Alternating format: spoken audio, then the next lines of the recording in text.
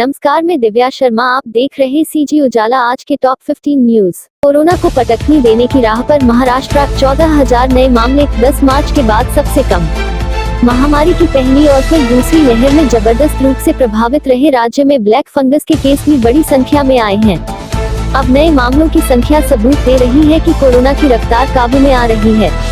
केंद्र सरकार का दावा, ममता बनर्जी के सारे आरोप गलत। केंद्र सरकार के सूत्रों ने बंगाल की मुख्यमंत्री ममता बनर्जी के हर आरोप को सिलसिलेवार तरीके से खारिज कर दिया।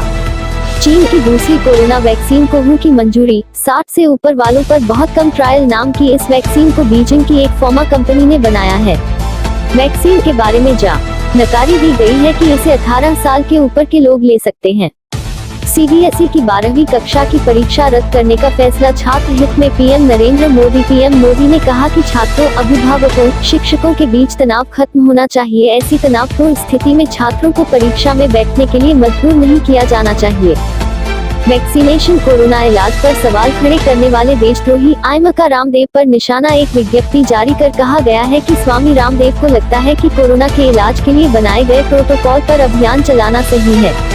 नीदरलैंड ने भारत से आने वाली उड़ानों पर से हटाया प्रतिबंध, लागू किए क्वारंटीन के कड़े नियम। हालांकि यूरोपियन यूनियन ने अभी भी संघ के बाहर के उन देशों के यात्रियों के प्रवेश पर प्रतिबंध लगाया हुआ है जहां पर कोरोना वायरस के हालात ज्यादा जोखिम भरे हैं।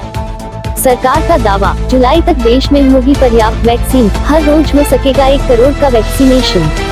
मेडिकल रिसर्च की अग्रणी संस्था आईसीएमआर के चीफ डॉक्टर बलराम भार्गव ने कहा है कि जुलाई अगस्त तक देश में इतनी वैक्सीन हो जाएगी कि हर दिन 1 करोड़ लोगों का वैक्सीनेशन किया जा सकेगा।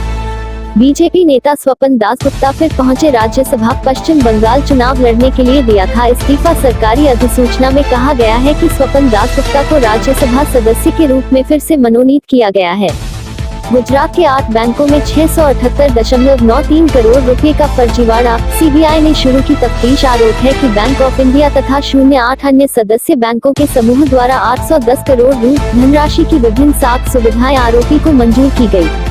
राजधानी रायपुर में एक भी संक्रमित की मौत नहीं। प्रदेश में 1800 नए मरीज मिले, 4000 से अधिक संक्रमित हुए ठीक। छत्तीसगढ़ में मंगलवार की रात तक की स्थिति में 1886 कोरोना संक्रमित मरीज मिले हैं।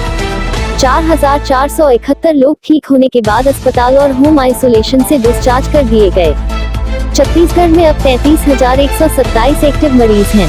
जेल से चल रहा था नक्सलियों का शहरी नेटवर्क। रामानुजगंज जेल में बंद सरगना लड़ चुका है लोकसभा चुनाव। पुलिस ने उसके बेटे और ढाबा संचालक को गिरफ्तार किया तो हुआ बड़ा खुलासा। छत्तीसगढ़ के बलरामपुर जिले में पुलिस ने नक्सलियों के शहरी नेटवर्क को ध्वस्त कर दिया है।